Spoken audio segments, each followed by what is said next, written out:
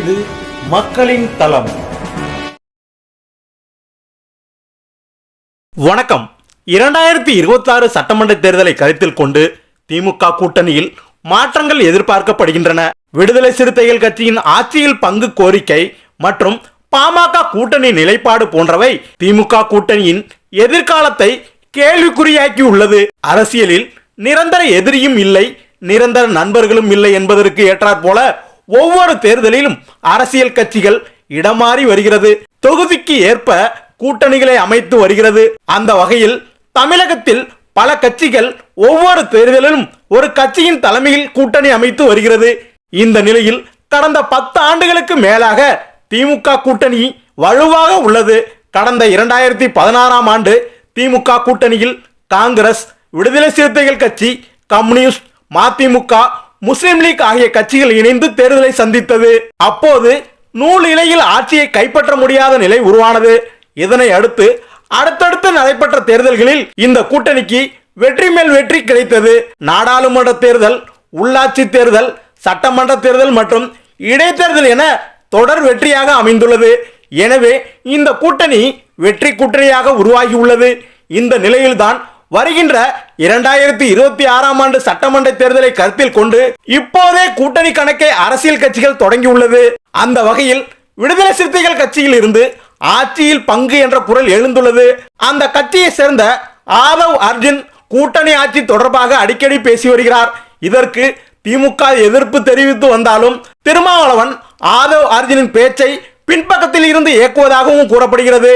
அதே நேரத்தில் ஆதவ் அர்ஜுன் பேச்சுக்கு அந்த கட்சியின் மூத்த தலைவர்கள் ரவிக்குமார் உள்ளிட்ட நிர்வாகிகள் எதிர்ப்பு தெரிவித்து வருகின்றனர். எனவே விடுதலை சிறுத்தைகள் கட்சி இரண்டாக பிரிந்துவிடும் என கூறப்பட்டு வருகிறது.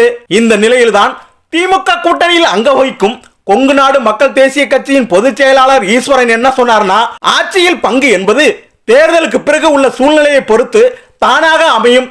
அதை இப்போதே பேசுவது எல்லாம் பத்திரிகையின் கவனத்தை தன் பக்கம் திருப்புவதற்காக, எப்போதும் தலைப்பு செய்தியில் இருக்க வேண்டும் என்பதற்காக எடுக்கும் நிகழ்வுகள் ஆகும். விடுதலை சிறுத்தைகள் கட்சியில் உள்ள ஆதவ் அர்ஜுனின் குரல் அதை துவக்கி உள்ளது. ஆதவ் அர்ஜுன் தனித்தன்மை வாய்ந்தவர், திறமையானவர் என்பதில் மாற்று கருத்தில்லை. அவர் தற்போது விடுதலை சிறுத்தைகள் கட்சியில் ஊடுருவி கொண்டு உள்ளார். விடுதலை சிறுத்தைகள் கட்சியை இரண்டாக உடைத்து விடுவாரா என்ற சந்தேகம் உள்ளது. எனவே விடுதலை சிறுத்தைகள் கட்சி எச்சரிக்கையாக இருக்க வேண்டும் என எச்சரிக்கை விடுத்துள்ளார். அதே போல கடந்த தேர்தல்களில் அதிமுக, பாஜக என மாறி மாறி கூட்டணி அமைத்து வரும் பாமக 2026ஆம் ஆண்டு எந்த கூட்டணியில் இணையும் என எதிர்பார்ப்பு எழுந்துள்ளது. இந்த நிலையில் ஒரே மேடையில் திமுக தலைவரும் முதலமைச்சருமான மு.க. ஸ்டாலின், பாமக நிறுவனர் ராமதாஸ், பாமக தலைவர் அன்புமணி ஆகியோர் கலந்து கொள்ள இருப்பதாக தகவல்கள் வெளியாகியுள்ளது. அந்த வகையில் விழுப்புரத்தில் வருகின்ற நவம்பர் 29ஆம் தேதி நடைபெறும் அரசு விழாவில் 21 சமூக நீதி போராளிகள் மணிமண்டபம் மற்றும் முன்னாள் அமைச்சர் ஏ. கோவிந்தசாமி நினைவு அரங்கம் திறக்கப்பட உள்ளது.